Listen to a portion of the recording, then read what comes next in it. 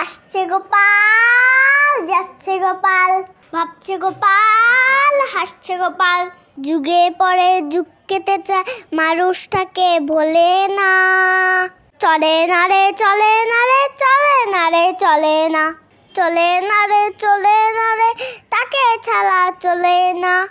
কে সে চলে যায় কে তাই, হাসি রাজা, জ্ঞানের রাজা, রসিক রাজা গোপাল ভাই। এক হোটেলেওয়ালা ও তার কোনো বন্ধুর সঙ্গে কথাবার্তা হচ্ছিল। এমন সময় দেখে যে গোপাল হোটেলের সামনে দাঁড়িয়ে। ওই বন্ধুটি হোটেলের বন্ধুকে বলল, ওই লোকটাকে জব্দ করতে পারবে? হোটেলওয়ালি বলল, এমন কি? রাস্তায় হোটেলের সামনে দাঁড়িয়ে গোপাল এক বন্ধুর জন্য অপেক্ষা করছিল। হোটেলে মাংস রান্না হচ্ছে। হঠাৎ হোটেলওয়ালা গোপালকে জব্দ করার জন্য ছুটে এসে তাকে বললে, মশাই, দাঁড়িয়ে দাঁড়িয়ে মাংসের গন্ধ শুকছে নিশ্চয়ই, দাম দিন শিগগির। গোপাল তো অবাক।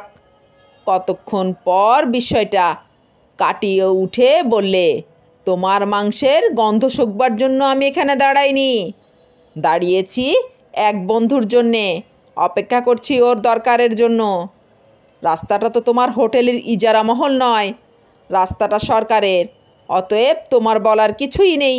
হোটেলওয়ালা ঝাঁজের সঙ্গে বললে, তাতে কি হয়েছে? ঘ্রাণেং অর্ধ ভোজনং, গন্ধ শুকলেই অর্ধেক খাওয়া চলে।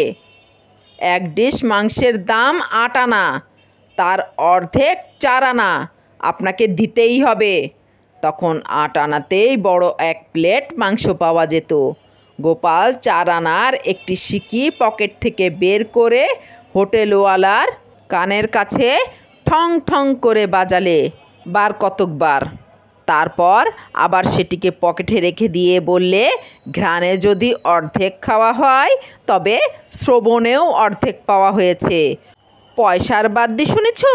গন্ধ শোকার সঠিক দাম পাওয়া গেছে তোমার। কথা কাটাকাটি শুনে সেখানে যেসব পথচারী দাঁড়িয়ে ভিড় করেছিলেন তারা হেসে উঠল হো হো করে। হোটেলওয়ালা মূর্খের মতো জবাব পেয়ে মুখটি চুপ করে হোটেলের ভিতরে চলে গেল। গোপালের ওপর টক্কর দেওয়ার ইচ্ছে ছিল, কিন্তু গোপালকে জব্দ করতে এসে সে নিজেই জব্দ হয়ে গেল জব্বরভাবে।